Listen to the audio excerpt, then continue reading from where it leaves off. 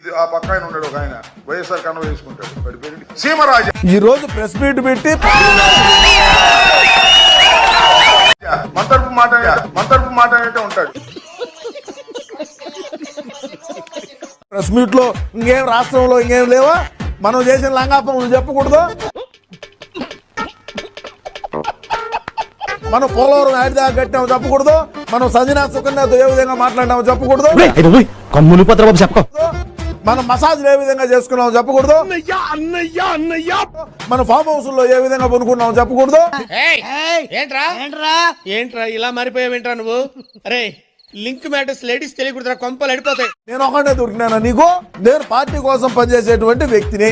అబ్బో కమలాసన్ రాజారెడ్డి తాతకాడి నుంచి మాకు బంధుత్వం ఉండాలి. అయన్నొద్దు, పాయింట్కి రా.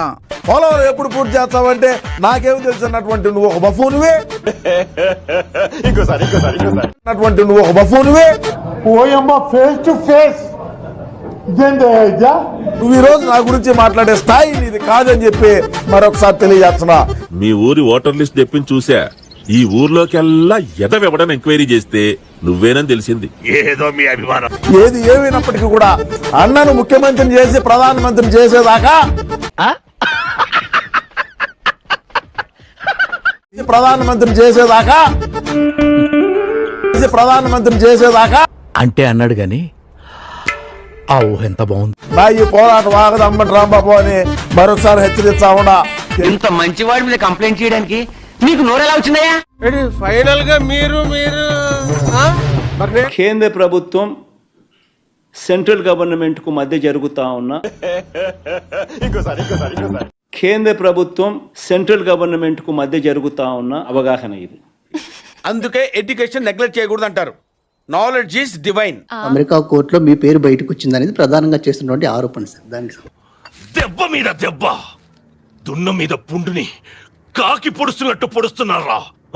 ఎక్కడా కూడా నా పేరు ఎక్కడా లేదు రమేష్. 7,000 మెగావాట్ల సౌర విద్యుత్ కొనుగోలు కోసం సెకీతో ఒప్పందం చేసుకున్నందుకు జగన్ కు 1750 కోట్ల మేర ముడుపులు ఇచ్చినట్లు అమెరికా ప్రభుత్వం అక్కడి కోర్టులో వేసిన అభియోగ పత్రంలో ప్రస్తావించింది. ఎక్కడా కూడా నా పేరు ఎక్కడా లేదు రమేష్.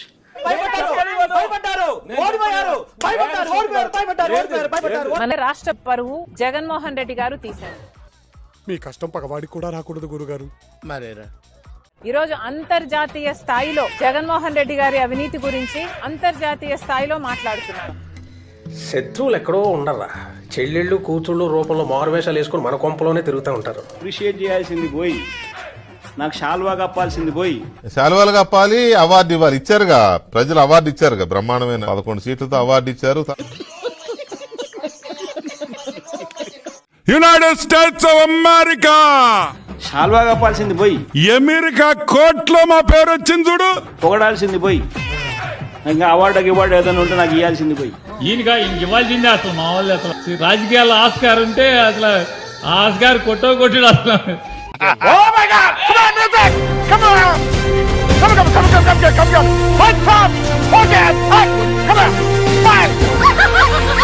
నిజం చెప్పేవాడు దాన్ని గుర్తు పెట్టుకోవాల్సిన అవసరం లేదు, కానీ అబద్ధం చెప్పేవాడు తప్పనిసరిగా అబద్ధాన్ని గుర్తు పెట్టుకోవాలి. ఏం చెప్పావురా?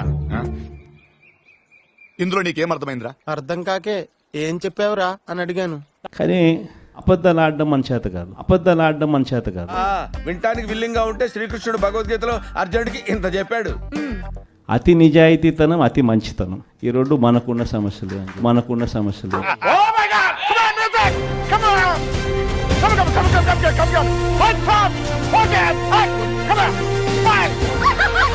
పొద్దున మళ్ళీ మనల్ని అధికారంలోకి తీసుకొచ్చేటివి కూడా ఇవి.